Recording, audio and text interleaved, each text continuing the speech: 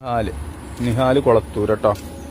ഇന്നിപ്പോൾ മോന് ഒരു കൊല്ലമായിട്ടുള്ളൂ ഒരു കൊല്ലമായില്ലേ ലൈസൻസ് എടുത്ത്. ഈക്കോ ആണ് പഠിപ്പിക്കുന്നത്. അവൻ്റെ ബേസിക് ക്ലാസ് കഴിഞ്ഞു. ഇതാ ഞങ്ങൾ ഇനി പോവാണ്. അവൻ്റെ വീട്ടിൽ നിന്ന് തന്നെയാണ് ഇറക്കിയാണ് പോവാൻ. ഓക്കെ നിഹാലെ പോവല്ലേ?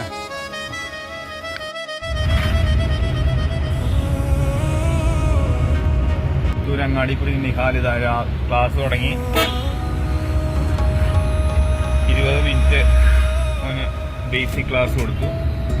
വണ്ടീനെ പറ്റി എങ്ങനെ വിളിച്ച് എങ്ങനെ എന്താണ് കൊടുക്കാൻ ആക്ഷൻ.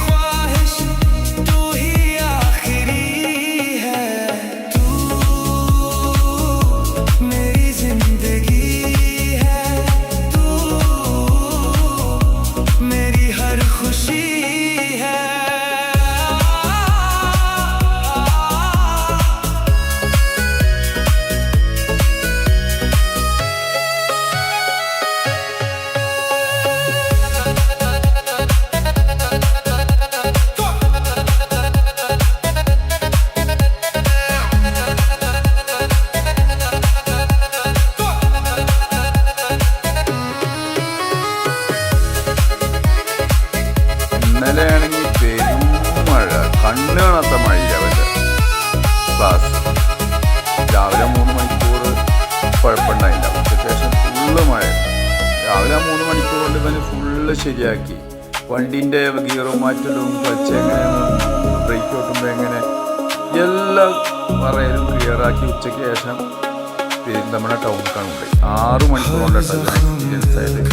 രാവിലെ 3 മണിക്കൂർ വണ്ടീനെ പരിചയപ്പെടുത്തും.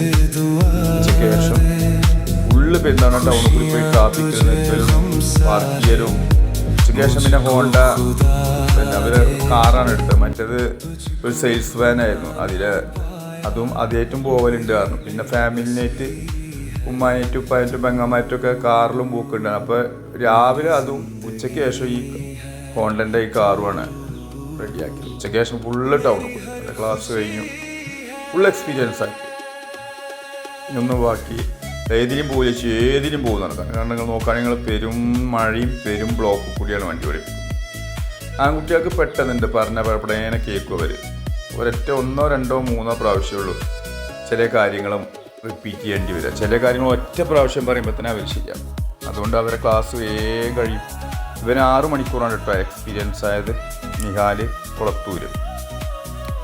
ഈ 4 മണിക്കൂർ കൊണ്ട് എക്സ്പീരിയൻസ് ആയ പയ്യന്മാരുണ്ട്. ഒരൊറ്റ പയ്യനോട് ഭയങ്കര ബുദ്ധിയാണ്. പിന്നെ 7 മണിക്കൂർ കൊണ്ട് എക്സ്പീരിയൻസ് ആയി. ഇവൻ 2ാം സ്ഥാനത്താണ് ആ കാര്യത്തിൽ. 1ാം സ്ഥാനം 4 മണിക്കൂർ കൊണ്ട് എക്സ്പീരിയൻസ് ആയ പയ്യനാണ് അമ്മിനിക്കാട്.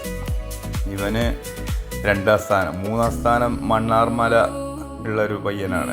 7 മണിക്കൂർ കൊണ്ട് അവൻ എക്സ്പീരിയൻസ് ആയി. ഇവന് 6 മണിക്കൂറുണ്ട്.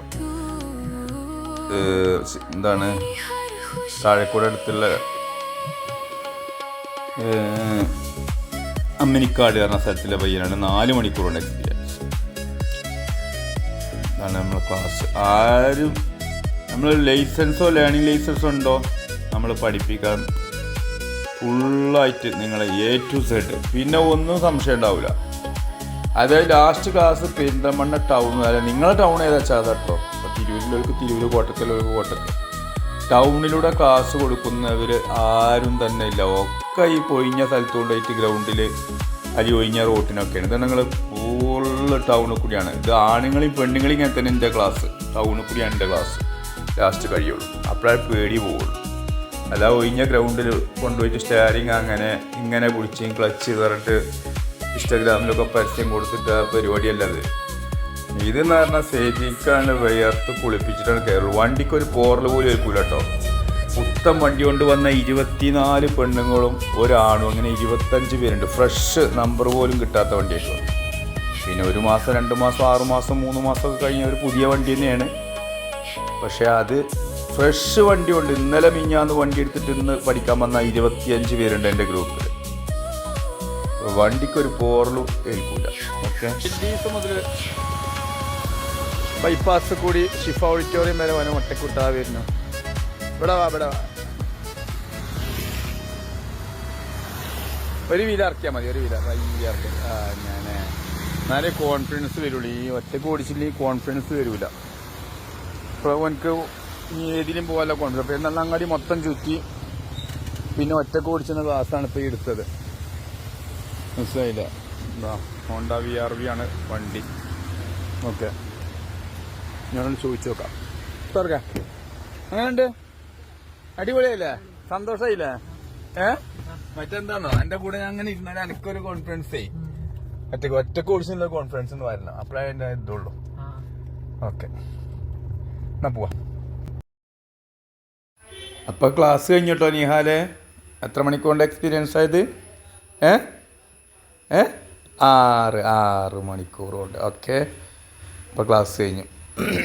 ഇനി എനിക്ക് എവിടെയും പോവാം. നാളെ മുതൽ വണ്ടി എടുക്കണം കേട്ടോ. ഓക്കെടാ. ഇതാണ് അങ്ങാടിപ്പുറം റെയിൽവേ പാലം. അങ്ങോട്ട് നമ്മൾ പോയി ഇപ്പോൾ തിരിച്ചു പോയിരുന്നു.